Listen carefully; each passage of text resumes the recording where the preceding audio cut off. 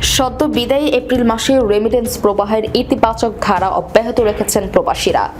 এপ্রিলের পুরো সময়ে প্রবাসীরা দেশে পাঠিয়েছেন প্রায় 3.13 বিলিয়ন মার্কিন ডলারের প্রবাসী আয়। বর্তমান বাজার দর অনুযায়ী যার পরিমাণ 38,149 কোটি 40 লাখ টাকা। রোববার বাংলাদেশ ব্যাংকের মুখপাত্র আরিফ হোসেন খান এই তথ্য জানিয়েছেন।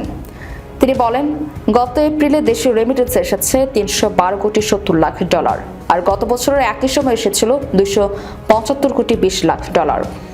অর্থাৎ বছর ব্যবধানে রেমিটেন্স প্রবাহ বেড়েছে। বাংলাদেশ ব্যাংক সূত্র জানিয়েছে, এর আগে দেশের ইতিহাসে সর্বোচ্চ প্রবাসী আয় এসেছিল চলতি বছরের মার্চে। ওই সময় প্রবাসীরা দেশে পাঠিয়েছিলেন 375 কোটি 50 লাখ ডলার। এছাড়া দ্বিতীয় সর্বোচ্চ রেমিটেন্স এসেছিল গত বছরের মার্চে 329 কোটি 56 লাখ ডলার। তৃতীয় সর্বোচ্চ রেমিটেন্স এসেছিল 2025 সালের ডিসেম্বরে। সে সময় দেশে আসে 322 কোটি 66 লাখ ডলার। আর চতুর্থ সর্বোচ্চ রেমিটেন্স আসে চলতি বছরের জানুয়ারিতে।